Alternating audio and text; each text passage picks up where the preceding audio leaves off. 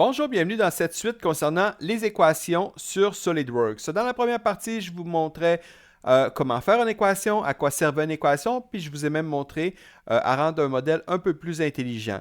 Dans le sens que je disais, exemple, dépendant de la longueur de la pièce, le diamètre ici va être affecté. Donc, exemple, il pourrait être de 15, puis après ça, il pourrait être de 6, donc peu importe. Donc, on avait regardé ça dans la première partie que je vais vous mettre en lien en bas. Donc, mais dans cette vidéo-ci, on va vraiment aller dans là où tout se passe dans les équations et j'ai nommé la boîte de dialogue des équations. On fait bouton droit, gestion des équations.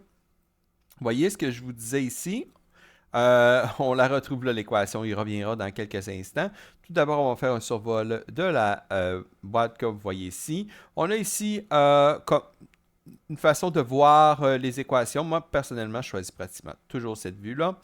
Par la suite, on pourrait filtrer des champs, on pourrait choisir notre configuration parce que, oui, vous pouvez dire, exemple, l'épaisseur de la tôlerie est de 3 mm dans cette configuration-là, mais dans cette autre configuration-ci, elle est de 2 mm.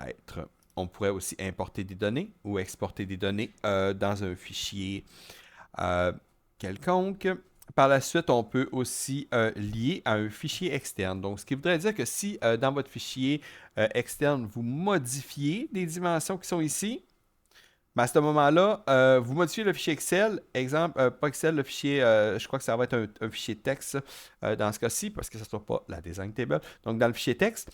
Et puis, à ce moment-là, elle va se mettre à jour automatiquement lorsque vous allez ouvrir la pièce. Donc, ça, c'est un léger survol. Moi, donc, une des choses que j'aime faire quand je vais dans la boîte des dialogues, surtout si j'ai à jouer sur mon modèle, j'aime ça renommer les équations. Donc, comme ici, je l'ai appelé longueur. Ici, je pourrais l'appeler largeur. Puis, quand on modifie, euh, donc ici, je vais l'appeler diamètre. Puis, lorsqu'on modifie, ça modifie automatiquement le nom là où elle est utilisée. OK? Donc, ce que je veux dire, c'est que là, présentement, c'est longueur, mais ça serait exemple la longueur 0,1. Ben, en le modifiant, vous voyez, ça modifie automatiquement les équations dans lesquelles elle est utilisée. Donc, SolidWorks le met à jour. Donc, là, ce que je voulais vous montrer principalement dans cette vidéo-ci, c'est comment rendre plus intelligente une fonction. OK? Moi, l'élément de matière, je l'avais mis dans cette configuration aussi, je ne l'avais pas mis dans l'autre, mais en réalité, peut-être que j'aurais pas dû avoir de configuration. Tout ce que j'aurais à faire, c'est lui donner une règle. Donc, pour ce faire, je vais cliquer ici dans la fonction.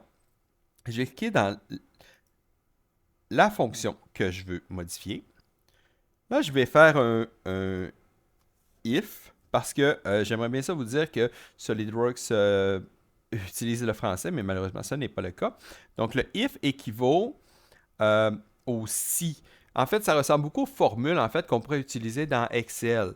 Euh, fait que là, vous voyez, j'ai plusieurs données que je pourrais choisir, mais là, moi, j'ai utilisé d'utiliser le si.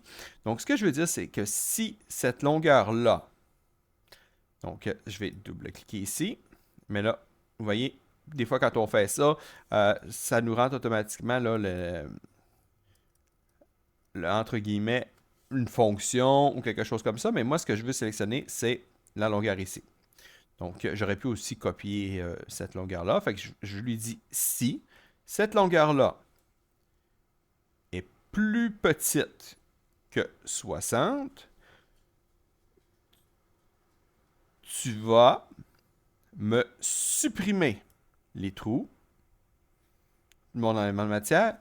Sinon, parce que la virgule sert de sinon, l'autre condition, si la condition n'est pas respectée, tu vas annuler la suppression. Donc, à ce moment-là, quand je clique ici, présentement, il me dit tes trous ne seront pas supprimés parce que ta longueur, elle est de 60. OK? Donc, mais si, exemple, je lui dis 50, vous voyez, ça supprime la fonction. Donc, je vous le montre directement. Donc, vous voyez, présentement, je n'ai pas de trou. Si je rajoute j'ajoute ma longueur ici à 65, les trous apparaissent.